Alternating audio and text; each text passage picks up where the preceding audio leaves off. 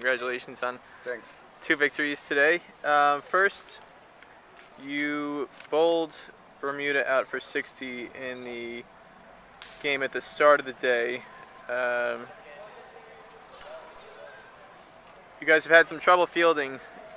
In the very first ball of the match, you put a ball down. I think there might have been some thoughts going through some people's minds about, uh-oh, here we go again. But then after that happened, the team sharpened up their focus and they had what I thought was a very solid performance in the field. What were your thoughts on how they performed today in that first game?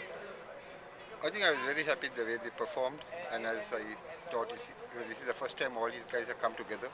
So they have shown an improvement from the first day, and to come back and beat Bermuda, whom we lost on the first day, was very creditable.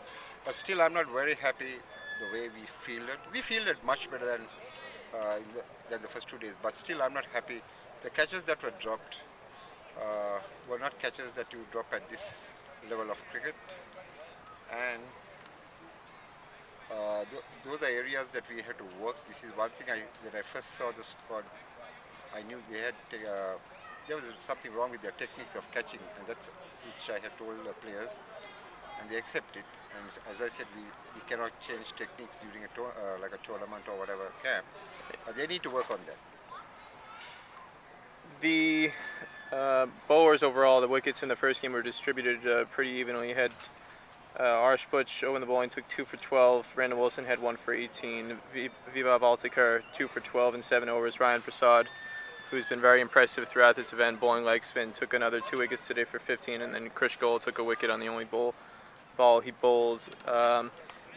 You guys took the 9th wicket at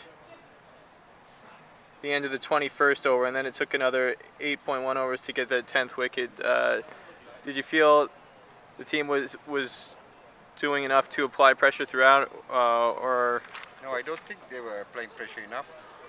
First of all, they should have known that they were struggling against spin, and I think Krish Goel came in and on his first ball he took a wicket, and I think we were picking on with a medium pacey, which I think is much more easier to play on this wicket than a spinner. So I think they didn't really pressure them on at that time.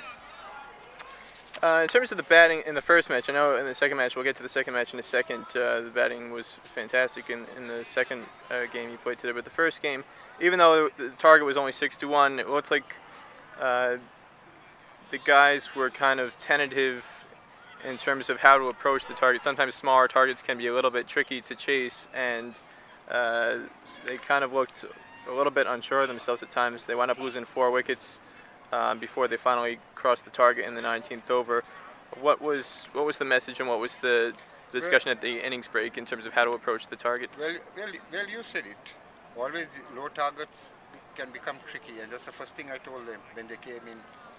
When we had 61 to go, I said, don't breathe easy. 61 is going to can get tricky, and even if what I told them was you have 50 overs to get 60 odd runs, but I said you cannot become over defensive. You need to learn. I said just play in breaks, like the first 10 overs, first 15 overs, go on small short breaks, and that you're normal. There's nothing for you to be under pressure.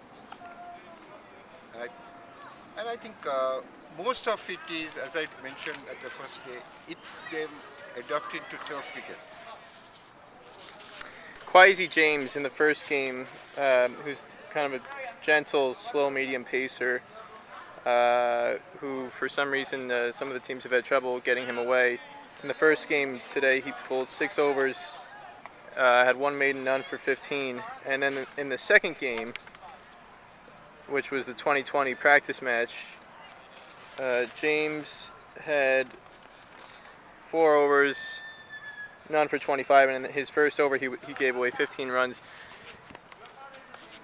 Was it just a matter of being more relaxed and feeling less pressure in terms of going after him in the second match, or why do you think the guys had more success against him in the first match than they have in the other 2 matches they played against him? On these wickets, if you notice, the slower you bowl, it's more difficult than the quicker you bowl, unless you're a really quick bowler. The ball doesn't really come on to your back.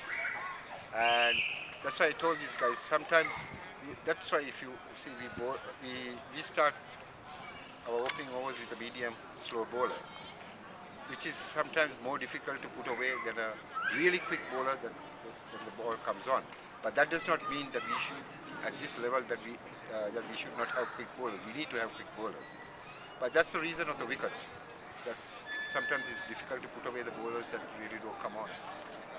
Stephen Taylor in the second match today scored 81 off 35 deliveries, which is more than he had in the first three matches combined.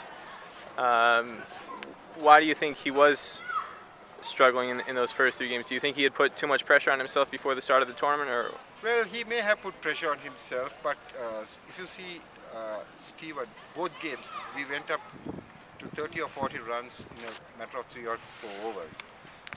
The first game, I think it was more of a lazy flick that he got out to, and not that the bowler really got him out. And the second game, I think, was a bit of a blinder, that he went through the shot, and I think if that fielder didn't put his hand, he would have got captivated. So I think that sometimes your luck runs a little the other way, but both games he batted fluently. There was no time where he struggled. Right. So that's the plus point. In terms of some of the other batsmen, we saw USA get bowled out for low totals in the first two matches, and today again some wickets fell, chasing a small total. But then in that second game, that practice match, the guys looked much more at ease. Krish Goel scored, I believe, 16 off 8 balls. You saw Shakil Ahmad come in and score 27 not out off 10 balls. Arsh Butch, who got limited opportunities batting down at number 9 or number 10, opened the batting with Stephen Taylor and scored 34 not out off 46 balls.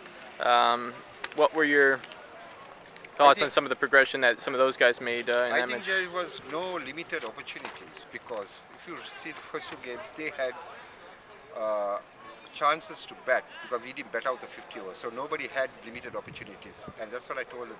You guys are supposed to be opening batsmen. If you bat at number 10 or 11, right, you have to bat with the mentality of an opener and not a mentality of a tail ender.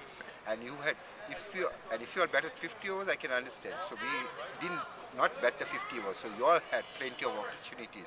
So don't give me that they didn't. I told them, don't give me that you all didn't have opportunities. Right.